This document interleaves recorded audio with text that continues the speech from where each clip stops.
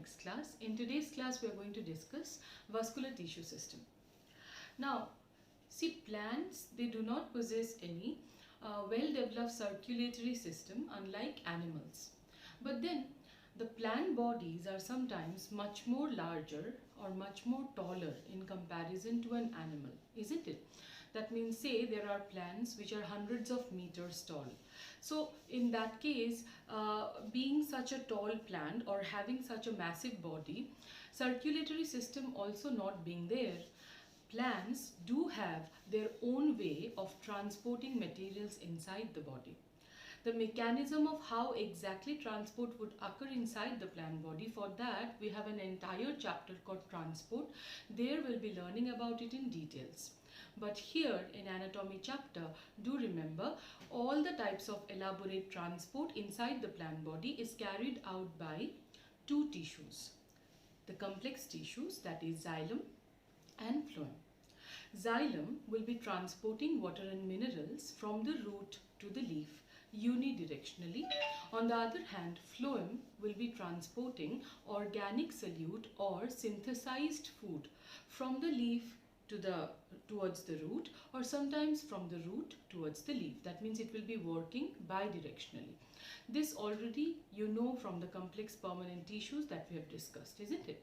So xylem and phloem, when remains together, they will constitute a particular structure that's called vascular tissues. Okay, xylem and phloem together makes up the vascular systems, okay, or vascular tissue system. And also the xylem and phloem, when together, we will call it vascular bundle. Okay, together when they remain arranged in the form of a bundle, so that's why we will call it a vascular bundle. So vascular bundles, the number of vascular bundles in the plant body will keep on varying, whether it's a dicot or it's a monocot. Accordingly, there will be different types of changes that can be seen in the arrangement or number of vascular bundles in the plant. Okay, but then do remember, it is vascular bundles, the varying number of vascular bundles together constitutes the vascular tissue system in any plant. Okay, so let us see some important points regarding vascular tissue system. See here, the transport of materials inside the plant body is carried out by xylem and phloem, and these tissues constitutes the vascular tissue system in plants. All right. Now, the number of vascular bundles inside the stele varies among plants. Now, if you remember, last class we have discussed the entire distinct layers that makes up the plant body, right? The outermost layer being the epidermis, then hypodermis, then it was general cortex, then it was endodermis, then pericycle, right? And finally vascular bundles, and the central most region is called pith. So I have told you already that pericycle, then vascular bundles and pith. Together, these three layers will be making up the stele, right? So in that case, do remember the number of vascular bundles that would be making up the stele, or that will be present in the stele, will keep varying from one plant to another. Okay. Now, vascular bundles may be scattered in ground tissue. That means in the monocot stem, I have told you already, in the monocot stem there is nothing like distinct layer of cortex and pith present, right? The ground tissue system in monocot stem do not have distinct formation of cortex and pith. It is like all the cells will be together, forming a single uniform layer, and that will be known as the ground tissue in monocot stem. It will become more clear when we'll be discussing the next section, where we'll be discussing the anatomy of roots and stem. Then it would become much more clear to you.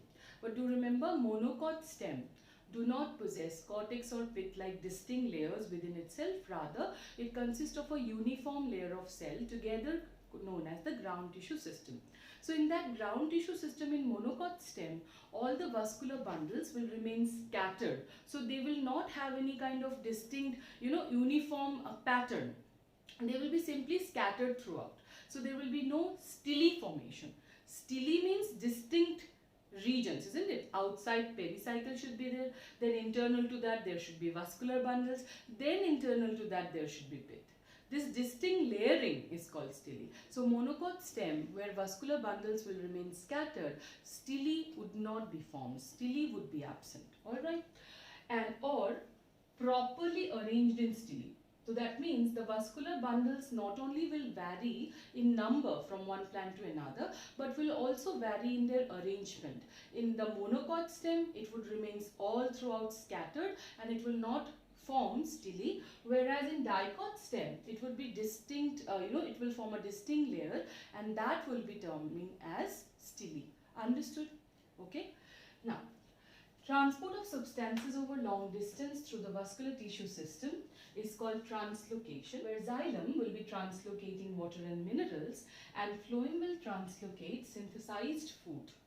So mainly, all the long distance transport, that means root to leaf, leaf to root, sometimes the plant being hundreds of meters, of course we can call the transport to be long distance transport, isn't it? So any kind of long distance transport in the plant body would be occurring via xylem and phloem, and this long distance transport of materials inside the plant body is called translocation. So xylem will translocate water and minerals, whereas phloem will translocate synthesized food, also known as organic solute. Okay. Now, elements of vascular bundles in dicots and monocots. Now, vascular bundle, be it in dicot or monocot, consists of certain elements which makes up the vascular tissue system. So there are mainly three elements which makes up the vascular tissue systems, and they are xylem, phloem and cambium. Okay. So already all of you know that xylem and phloem of course would be there making up the vascular tissues. But what would be cambium, right? So let us learn about this first. You will eventually know about it. In dicot and monocot stems, about xylem, the development of xylem is endarch, right? You already know about that. That in dicot and monocot stem, when it is stem, be it dicot, be it monocot, the formation or the development of the xylem will be endarch, right? So endarch means, what was the meaning of endarch? Protoxylem towards pith and metaxylem towards periphery or pericycle, now that you know about pericycle, right? So such xylem is called centrifugal xylem. Do remember, it's a very important thing for you to remember because it has been asked many a times in objective exams. Okay, so such xylem is called centrifugal xylem. That means xylem grows from center towards periphery. Something moving from the center towards periphery. Movement of material from center towards periphery. That is called centrifugal. Alright. So in case of dicot and monocot stem, the endarch system, endarch xylem that is present, that is centrifugal. On the other hand, in dicot and monocot roots, now that we talk about root, it will become completely opposite. Okay, the development of xylem is exarch. That means protoxylem towards pericycle or periphery and metaxylem towards pith, isn't it? Such xylem is called centripetal xylem. Centripetal xylem. When something is moving towards the center, we call it centripetal. When something is moving away from the center, we will call it centrifugal. Okay. So here what is happening? The xylem grows from periphery to center. It is moving towards center, isn't it? So that's why centripetal. So what you need to remember in case of stem, endarch and centrifugal xylem. Whereas root, exarch and centripetal xylem. Is that clear? Stem, endarch, centrifugal xylem, whereas root, exarch and centripetal xylem. These three words, just write it down somewhere so that you can just give it a look before your exam so that it completely imprints in your mind. Next, phloem. Now regarding phloem, see, endarch and exarch, this kind of differentiation is not present in the phloem. But then do remember, whenever vascular bundles we talk about, that is xylem and phloem together makes up the vascular bundle, right? So in vascular bundle, always phloem will remain outer to the xylem. That means towards the periphery, outer to the xylem. Okay, that is one pattern that you need to remember. Like see, in stems, vascular bundles have phloem away from the center on outer side of the xylem. Now, in dicots, phloem consists of all 4 elements. That means all the 4 elements means the sieve tube, then companion cell, then xylem parenchyma, phloem parenchyma and phloem fiber. All the 4 will be together making up phloem in case of dicots. But in monocots, only 3 elements. If you remember, I have told you strictly to remember something, that one element of the phloem, out of the 4 elements, one element will be absent in the monocots. Do you remember which one? Of course, it is phloem parenchyma. Phloem parenchyma is always going to be absent in the monocots. So in that case, in monocots, the phloem is made up of sieve tubes, companion cells and phloem fiber. Phloem parenchyma is going to be absent. Alright. Now, regarding the last one, which is new to you, right? That is cambium. Now, cambium means a thin layer of meristematic cells that remains in between the xylem and phloem. When xylem and phloem makes up the bundle, okay? See, it is going to look like this. Try to visualize so that you can understand. Suppose this is a bundle. Towards inside xylem, towards outside phloem. Xylem and phloem together here is going to form vascular bundle. Okay. Now, suppose in between them there is a layer of thin meristematic cells present. Thin layer of meristems. Then this layer is going to be known as cambium. Okay. Are you able to visualize? Vascular bundle means xylem and phloem. One xylem, one phloem together will be regarded as a vascular bundle. Now in that case, in between xylem and phloem, there can be a thin layer of meristematic cells present. Not in all plants, only in case of dicot stem. Now that thin layer of meristem will be known as cambium. Is that clear? So see, it is a thin strip of meristems present between xylem and phloem in dicot stems. Do remember, it would not be present in anywhere else, not present in monocots of course, and it will not even be present in dicot roots as well. It will be only found in dicot stem. Alright. And cambium is absent in monocots and it allows secondary growth, which I have told you secondary growth is completely absent in monocots, right? So in that case, of course, monocots cannot possess cambium. Cambium is only present in dicot, and that too only in dicot stem it is going to be present from beforehand. Okay, in the roots, secondary dicot roots, the secondary growth will be allowed, but it will not be possessing cambium from beforehand. Okay, so cambium is a thin layer of meristems which will be only found in dicot stem, and it will be completely absent in monocots. And what it is going to allow, or what is its function? It would allow secondary growth in plants or wood formation in plants. Okay, so this is all about the discussion about vascular tissue system. Now let us discuss classification of vascular tissues. Now let us discuss the classification of vascular bundles. Okay, so we will be discussing here 2 different bases or parameter on the basis of which we will be classifying the vascular bundles. The first one is on the basis of presence or absence of cambium.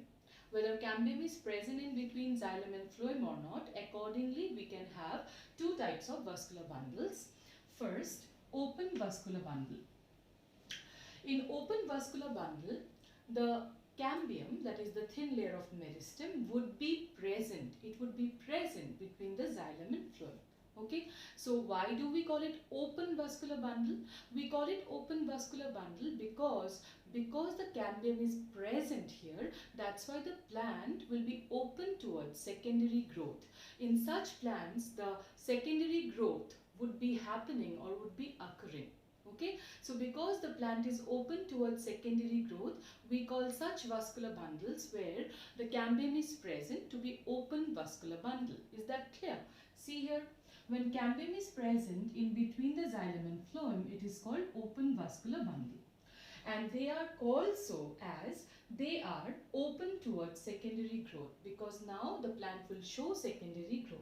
Example, where exactly the open vascular bundles are found, that is dicot stem. Okay. Now, next one is of course the closed vascular bundle, and the meaning will be exactly the opposite. Okay. Closed vascular bundle means here cambium is absent. Cambium is absent. So there is no cambium between the xylem and phloem. So in that case, the plant is closed towards secondary growth. That's why we call it closed, because it will not show secondary growth. Okay. Now where are they found? Such vascular bundles are found in monocots, because in monocots anyways there would be no secondary growth seen. Also it is not present in the leaves. In the leaves also the vascular bundles will be all closed. Alright. Next, on the basis of relative position of xylem and phloem, how exactly the xylem and phloem are arranged accordingly, also vascular bundles can be of two types. First, radial vascular bundle. See, radial vascular bundle will look like this. Say this outermost layer is the pericycle, alright, and this is the pith. Okay, so in between remains the vascular bundle, right?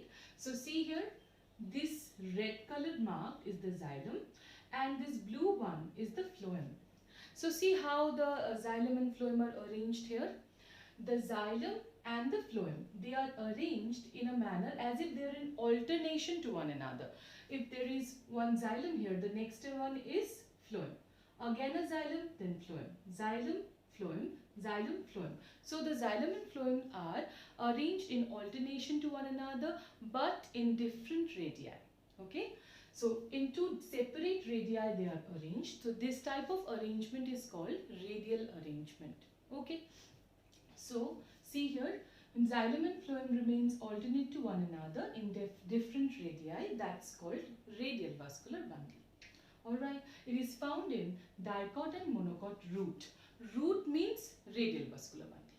See, remember it like that. Root, radial. Okay, be it dicot, be it monocot, it will always be showing, roots will be showing radial vascular bundle. Okay. Now, next one is conjoined vascular bundle. In conjoined vascular bundle, again look at the diagram, the xylem and the phloem. Xylem and the phloem, they are going to remain in the same radius and they are going to remain joined to one another, with xylem towards inside and the phloem towards outer to the xylem. Okay. Now, sometimes again this type of arrangement can be of two types. In between xylem and phloem, in case there is no cambium present, we will call it closed conjoined vascular bundle. And in case we see that in between the xylem and phloem there is cambium present, we will call it open conjoined vascular bundle.